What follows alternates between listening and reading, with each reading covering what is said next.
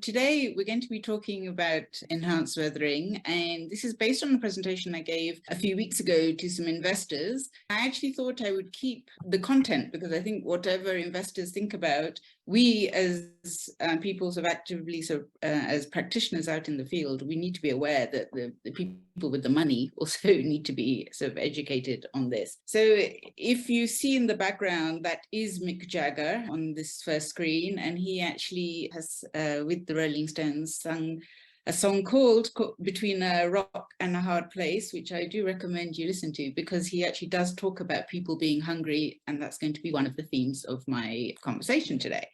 So where are we going to go with this? So I think, first of all, I always like to start with the problems. Then you're probably wondering, why do I keep talking about killing 3 birds with 1 rock? So we'll go into that. Where is enhanced weathering today, and what direction is it going in? And finally, yes, the considerations, not just for investors, but us all around the room. So what are the problems? First of all, I think if I say climate change, if you're sitting in the UK, or if you're sitting in Kenya or wherever else you are, we're all aware of it, right? And I think I'm going to throw a few statistics out now, but one of them is that scientists predict that anywhere between 6 and 10 gigatons, so that's billion tons of carbon dioxide equivalent, will have to be removed from the atmosphere by 2050, between 6 and 10. So that's already a wide range. And I read somewhere that we've only managed to remove about 10,000 tons in total till now. Whatever the number is, it's tiny. One significant contributor to this is our food system. So food production is both a cause, if you like, and a victim of climate change. And if you've seen this story in the National Geographic, it's the fact that our food is becoming less nutritious. And again, that's something I'm going to be talking about today.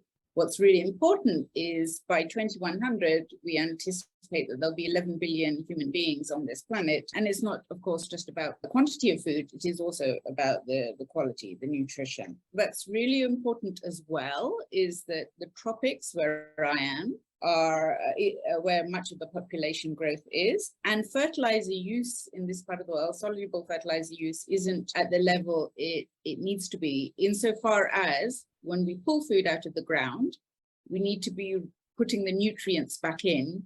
And in the tropics, often they're not affordable or accessible, and yield responses to some of the dominant fertilizers today, like NPK, are actually risking becoming negligible or even zero because we're ignoring the nutrient deficiencies. The last problem here, which may not be sort of top of mind for everybody, is mining waste. And, how do countries dispose of it?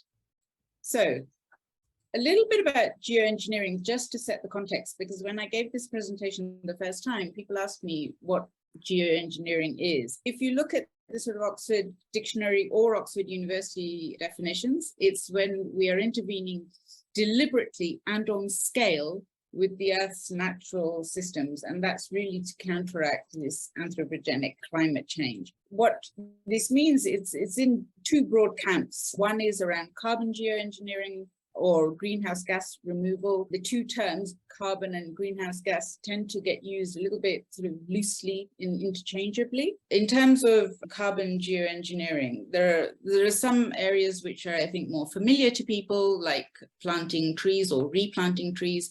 That's deemed to be at technological readiness level 9. There's biochar. I know a number of people on the call today are familiar with biochar. And if you've heard me speak before, you're going to be very familiar with biochar, and that's at TRL 5. These are levels as per the UK. And what we're going to be talking about today is enhanced weathering, which is TRL level 4. And I think what's really important is, yes, we are caught a little bit between a rock and a hard place when it comes to climate change, but we'll go into sort of more detail as I continue. So what is enhanced weathering? First of all, what is natural weathering? So in nature today, silicate rocks, and an example being basalt, naturally, if you go back to your geography lessons, you'll remember that these rocks naturally react with carbon dioxide from acid rain. And that is then locked away as bicarbonate. And we estimate today that that's responsible for about 0.3% of global fossil fuel emissions absorption. Agriculture, of course, is, as I said earlier, is a major driving force of climate change, and particularly soil degradation, rendering about 10 million hectares of cropland unproductive every year. And that's from about 12 million square kilometers of total arable land. What the nutrients from the silicate rocks do is that they contribute to the health of these crops and they protect them from pests and diseases.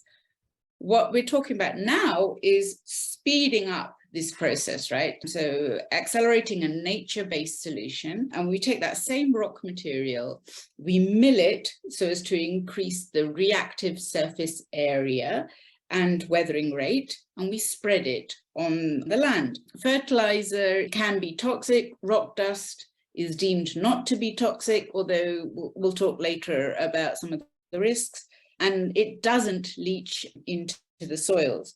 Now, this potential carbon dioxide removal figure, as you can see, is quite broad. Why is that? Because we are still learning about it. There's a lot of modeling going on today, and there's increasingly field scale testing. But until we do some of this testing and gather the data, we're remaining with a sort of very broad estimate.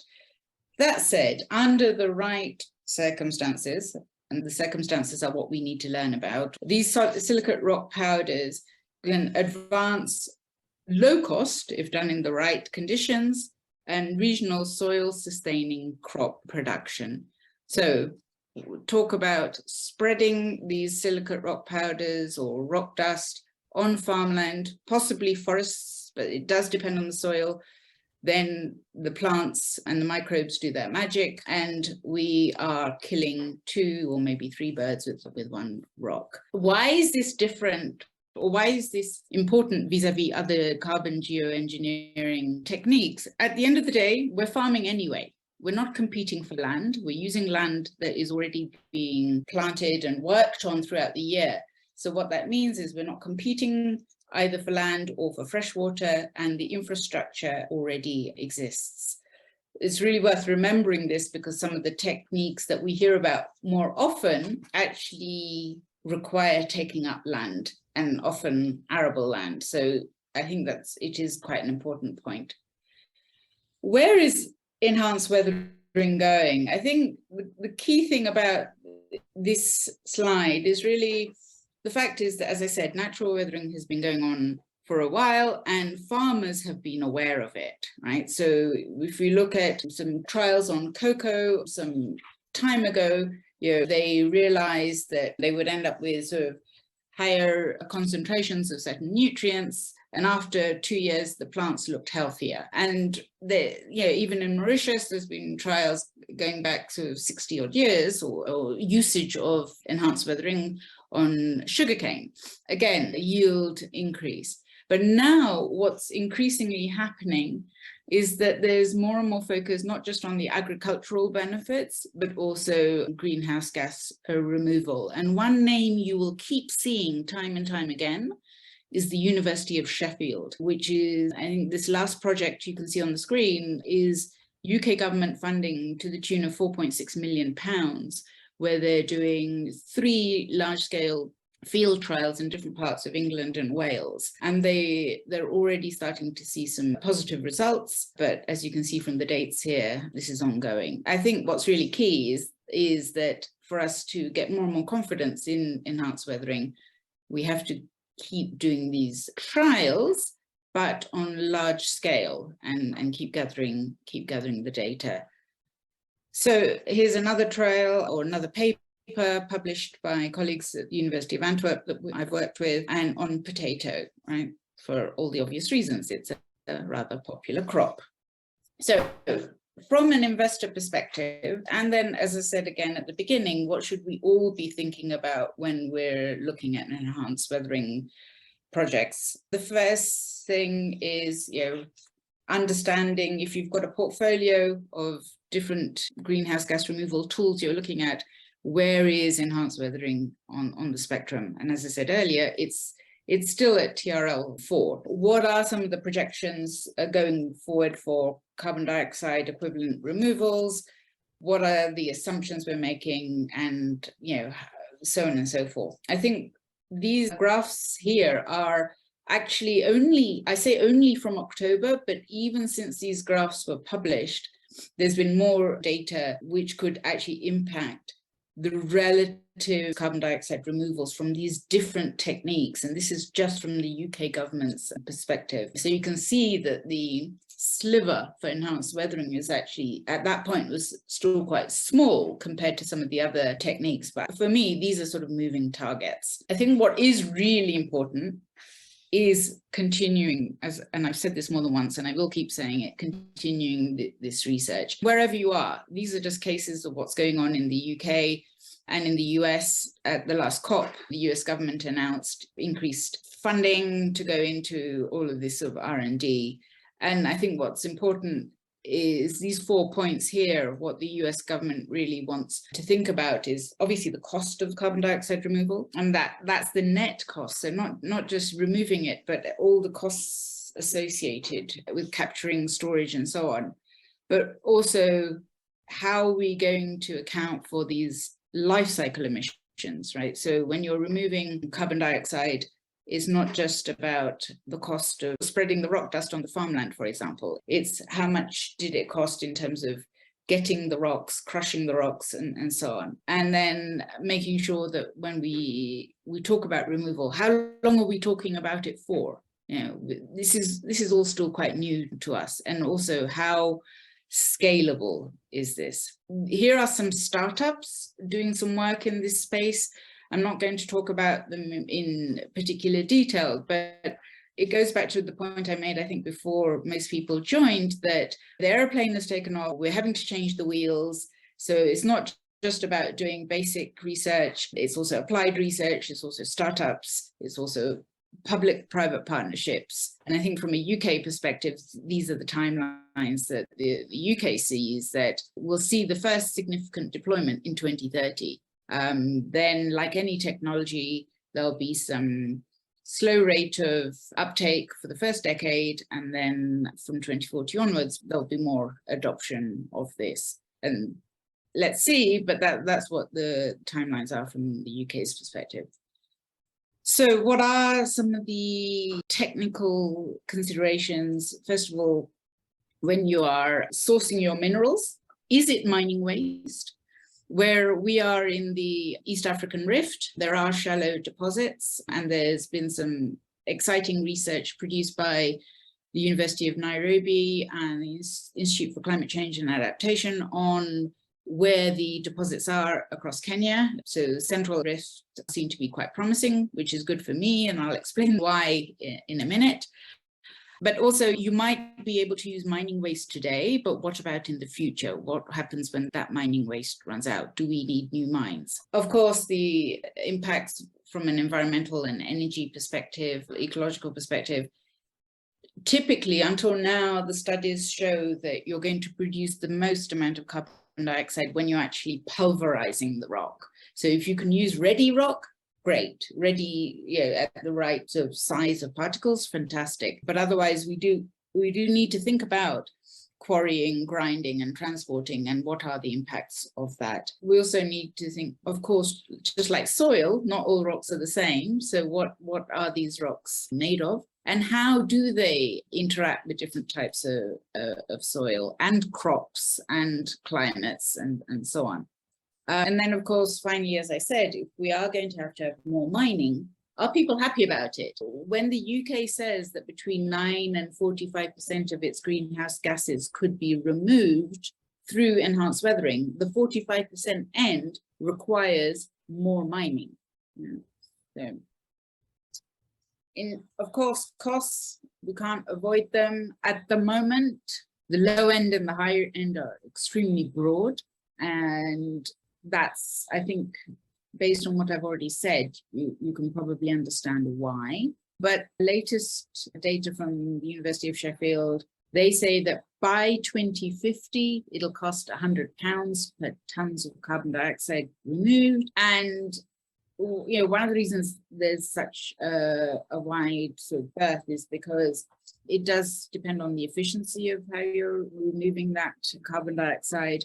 Also remember that if you're using waste, mining waste or shallow basalt is going to be cheaper. If you're also able to offset those costs with higher yields, lower fertilizer, that's also good.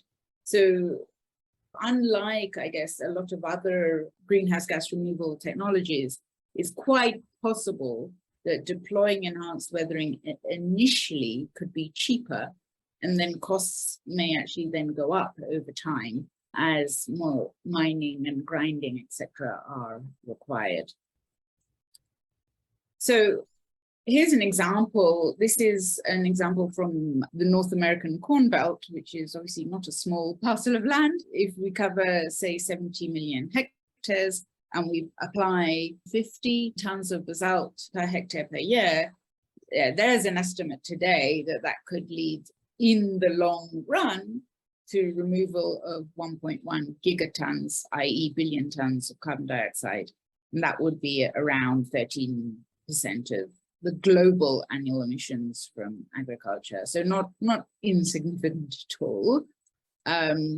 And here is a map from the University of Nairobi research paper, which shows where some of those sources of rock are.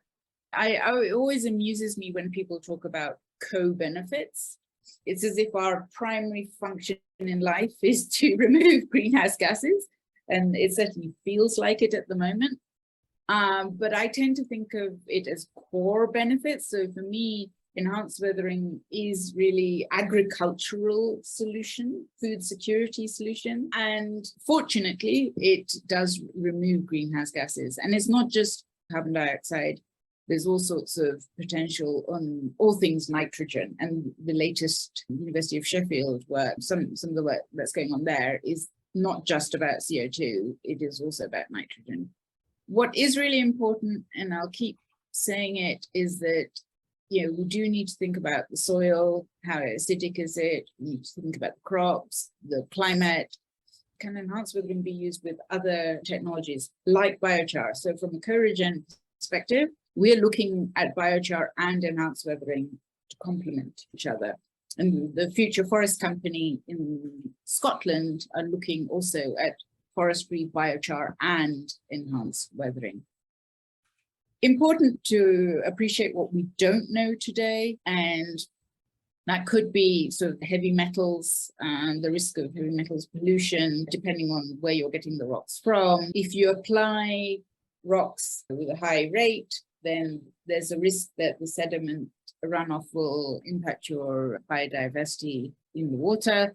And then if it's dry and windy when you're applying the rock dust, there's a risk of local air pollution. And of course, are we really sinking that carbon dioxide, and how long are we doing it for? And there will be some people that won't like enhanced weathering because it's going to reduce their fertilizer sales. It's going to reduce their pesticide sales. So we also need to be aware it's not necessarily going to make everyone happy. That said, where do we as Co-Regen want to look at this technology? We do want to look at it in the tea sector. There's not been any work that we're aware of in the tea sector today. And we are going to have to be careful about the rocks we consider, whether basalt is indeed suitable. But our idea is that we find the rocks within 100 kilometers of the tea growing areas, and that we are able to measure the removal rate of the carbon dioxide, the pH impact, the nutrients in the soil, and of course, the energy and financial costs and trade-offs. The size of the rock particle is really key because obviously the smaller you crush it to, the more energy you may need to use if it's not already pulverized like that. And, what nutrients are available? What are the benefits? Are the benefits what we think they will be? So that's our plan. Uncertainties. This sounds like quite a big one. And it does it is important to point out that as of today, there are still no established protocols. So when people say, oh yeah, you can pay me $200, $2,000 for every ton of carbon dioxide equivalent that I remove from any technique, but including enhanced weathering, the first question is, well, how do you know it's going to stay there? So it is a little bit of a sort of a vicious circle, because until we can have some standardized ways of measuring this, investors are going to say, what am I really paying for? So it's work that needs to be done. Different people are trying to do it, including some of the startups. Here you can see some of the ways in which we could measure it. So the most obvious one is application tonnage. How much you apply on the soil is your sort of proxy for how much you're going to remove. But there are more, I guess, accurate ways of measuring this. But we're going to have to figure this out over time. We're going to have to test things like the electrical conductivity over a period of time to see whether what we think it's doing is what it's actually doing, by way of sort of removing carbon dioxide. There's always a risk also that some of that carbon dioxide could return to the atmosphere for any of these technologies, right? And from an enhanced weathering perspective, it's, then depends on sort of how that reacts in the water. And could there be degassing from sort of river estuaries or coastal waters? So the other big challenge is for any technology to scale up, you need a legal and policy environment that is conducive. And I've just used the United States as an example here, but any country is going to have to think about having legislation which actually does deal specifically with enhanced weathering, from the sourcing and crushing of the rocks all the way through to measuring of greenhouse gas removals, but also the impact on biodiversity and impact on soil and so on.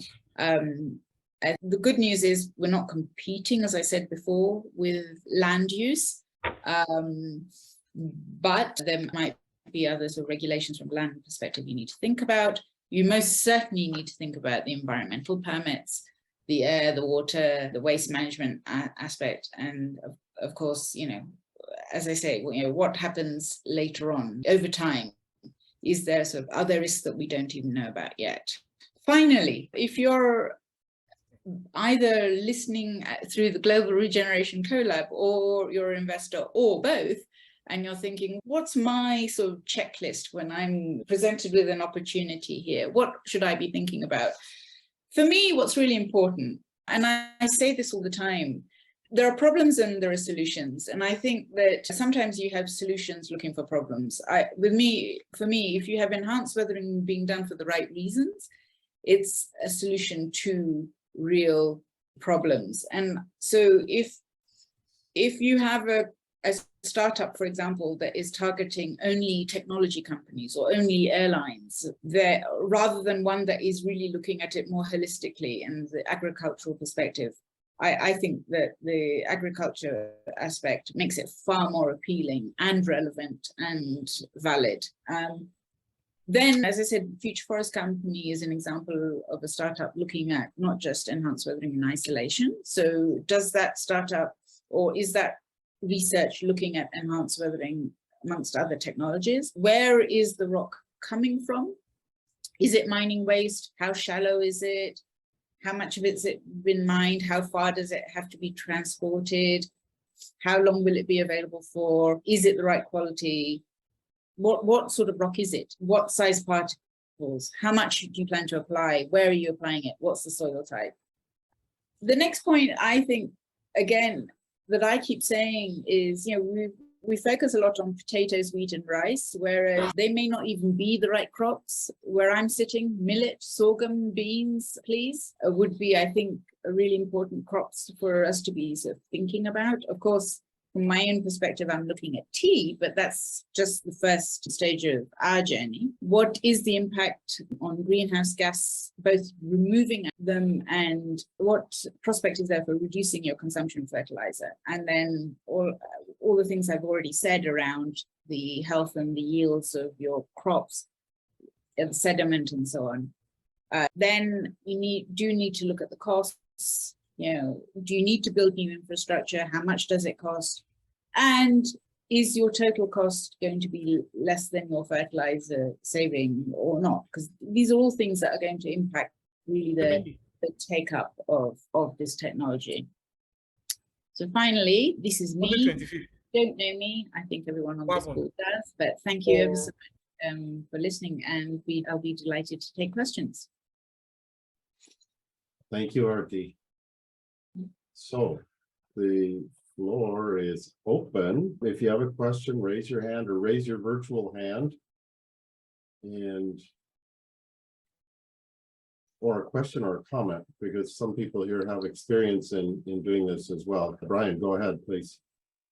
Thank you for that presentation. It's highly informative. It got me to thinking a little bit about rock dust weathering and how often have people looked at the degree to which there's potential toxicity associated with minor constituents in rock dust, anything from arsenic to, a variety of transition metals, et cetera. All soil, all rock dust will have some level of constituents like this. And has anyone evaluated these hazards? So from what I understand, people are now looking at that. And that's why I said, the source of the rock and what's in it is really, really important. And interestingly, when I presented this to the investors, quite a few of them were American, and they got all worried about iron and steel slag and all these other things. And I said, I think you've got problems in the US already with levels of control of your water, and your water regulations are already so behind and so outdated. So I think back to enhanced weathering, it's going to be extremely important that any piece of research that gets done has to look at that. Yeah. Good question. Godwin.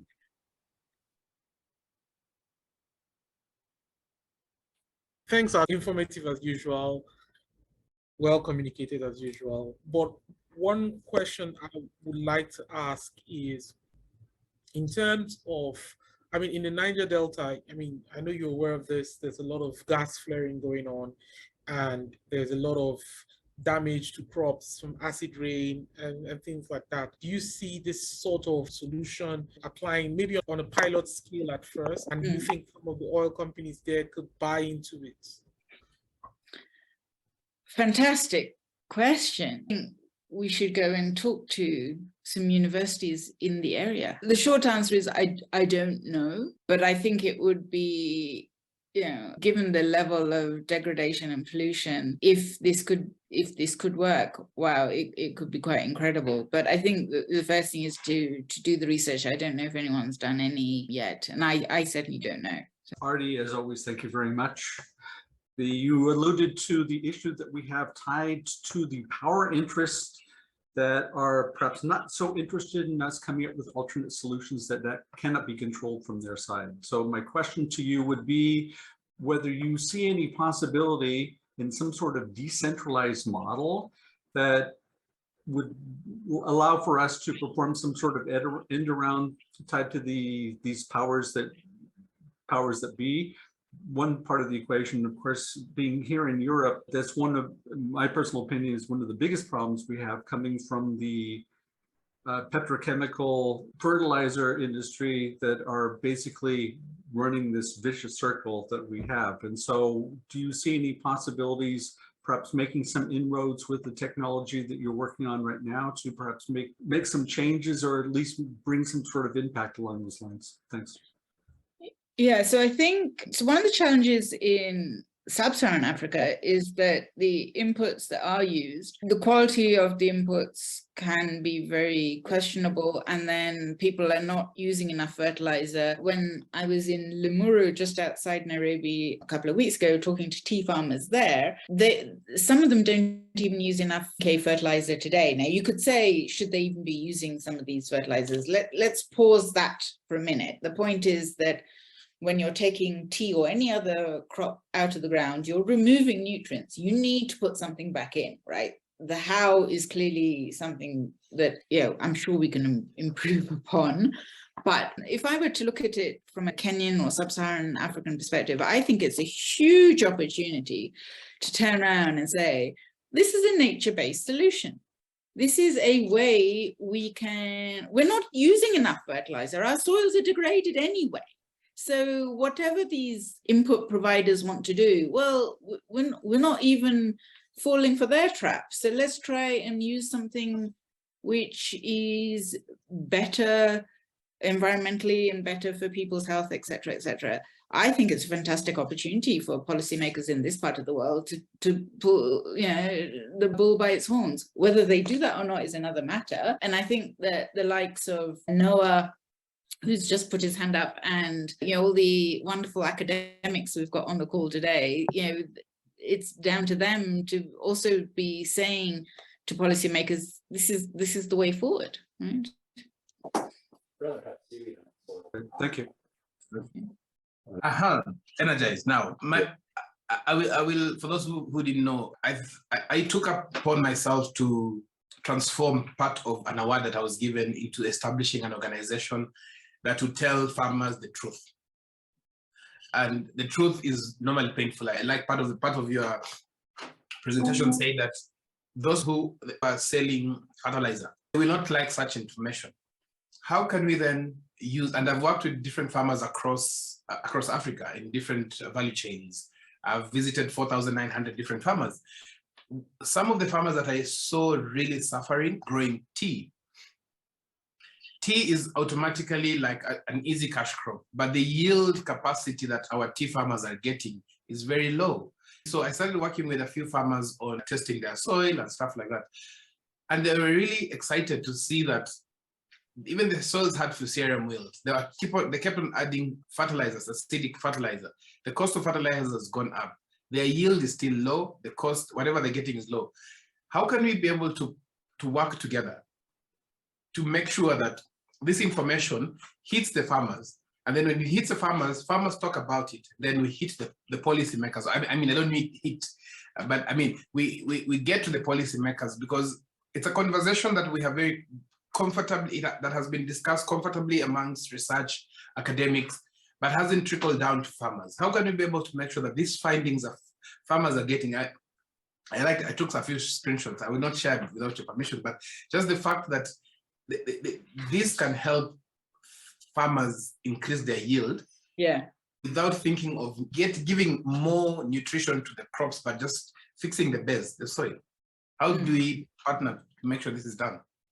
So I mean, I think there's several ways. First, let's clone you. But if we can't clone you, then at least there are different ways in which, from what I've seen, farmers receive information, and it could be as basic as, first of all, start with the women, because all farmers are incredibly busy. So let's incentivize the farmers in whatever sort of training that needs to be given, create champions, so get farmers to train each other. If we can use SMS, if we can use video, I know Digital Green, they're part of GRC. They've produced thousands of videos in India, but also in Kenya and other places, where you literally have farmers or extension advisors speaking and about their experience with whatever technology, whatever technique that they're using. So I don't think it's a one size fits all, but for me, nothing is more powerful than farmers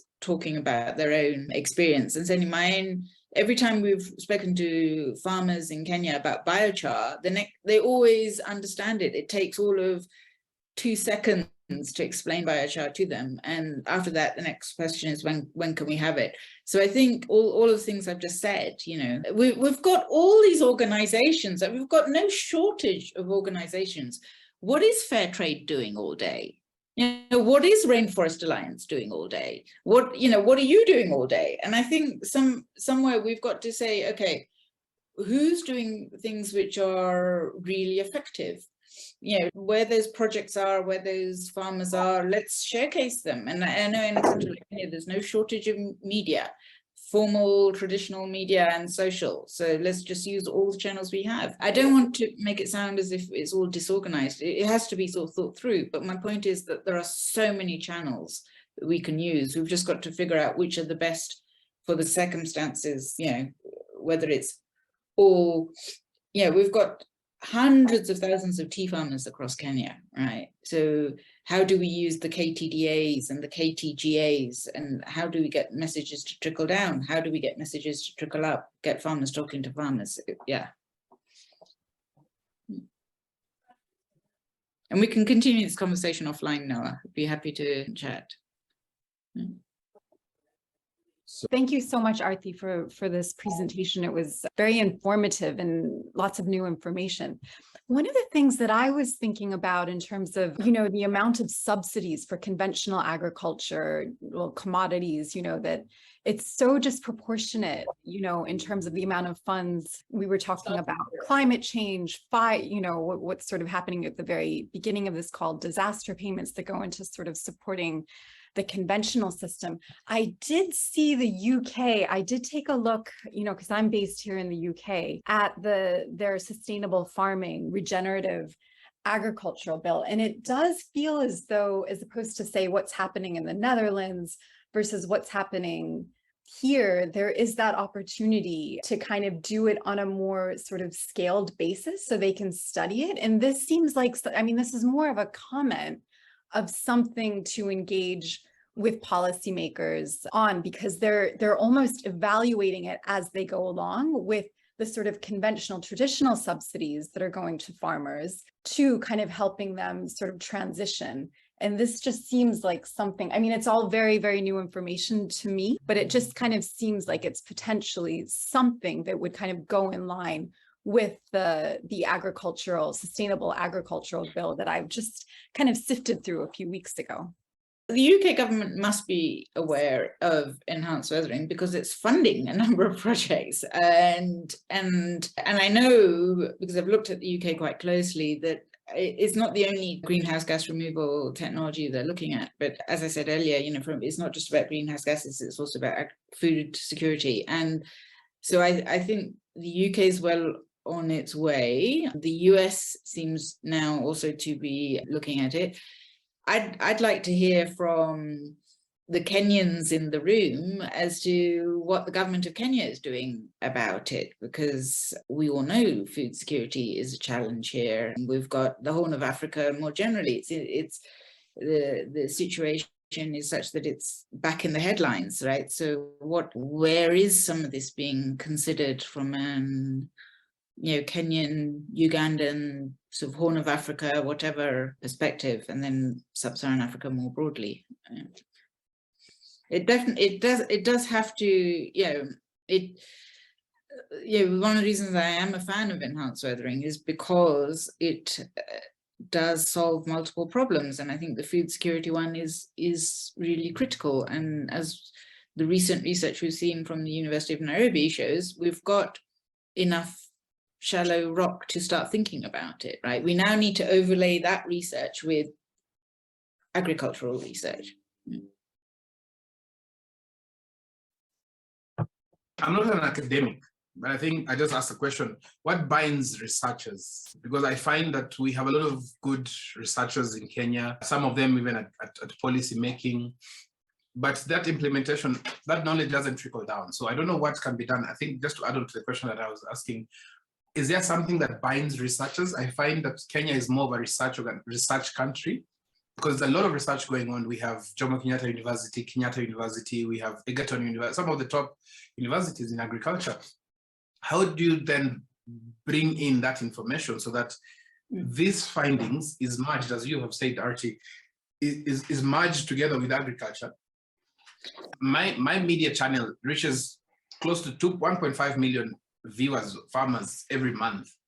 Is there a way that information can be put in and then disseminated in a simpler way? Because it's high time that these smallholder farmers who are my age, 35 to 50 now, taking over our parents, they're already well knowledgeable, but they don't want to go back to agriculture school. So they want something that they can understand. This is good. I don't want this. How can I save on cost of fertilizer while repairing my soil? I'm going to throw that question rather unfairly to Christine and to Cecilia, because I think that they're in the thick of it. And I say unfairly because clearly, I'm sort of, they're the two academics and actually we have Rosemary from Strathmore as well. I could add what Noah was saying about information and how stakeholders, especially small-scale farmers, could be reached, and the role of the academic institution. Yes, research has been done in a more broader way in some of this emerging technology area and what Aarti has been talking about.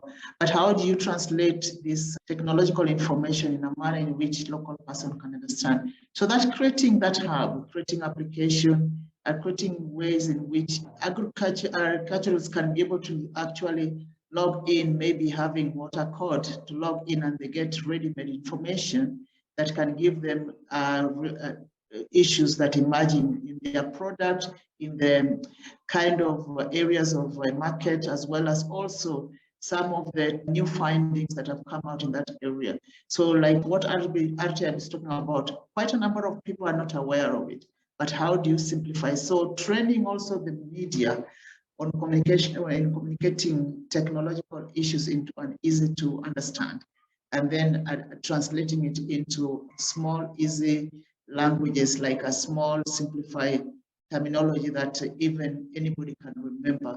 So like this bacterial infection, TR technology, how its readiness level, how can it be readily applicable to ordinary person? So that kind of technology application and communication is critical. Thank you. And for those who don't know Rosemary, she's a brilliant institution in her own right. I know she joined late, so she didn't introduce herself, but maybe briefly, Rosemary, would you like to say who you are? And then Cecilia, I'd love to hear from you. Yeah. Well, no, I'm just Rosemary Okelolale here, Director at Africa Media Hub, actually a postdoc at Strathmore University, but background is data, media, as well as ICT and technology.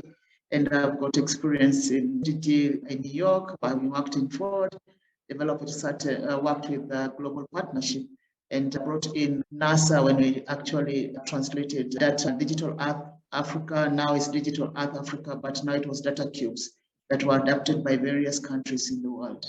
Thank you. Okay, thanks. And Cecilia, we've got about a minute left, so go ahead. So just a quick overview of the landscape. I think that the key issue is what you were talking about, yield, or what is talked about as the yield gap, not only in terms of the on-the-ground production, but also in terms of the population. So food security is one part, heavily dominated by yield gap discussions. The other is food sovereignty, which are the decisions on which crops to be promoted and invested in. Very relevant when you start getting into GMO discussions and looking at what type of technology goes to backing the type of yield that's needed for mass production, because there's never really been mass production agriculture in Africa is the other part. There's been subsistence agriculture production, but not mass production. So from that perspective, understanding the economic dynamics of mass production, I would say there's a cognitive dissonance on the behalf of the farmers. They will understand how to manage a 1 acre plot. They will understand how to grow tea or whatever crop it is to the point that they're able to cover their costs and able to then have a little bit of surplus income.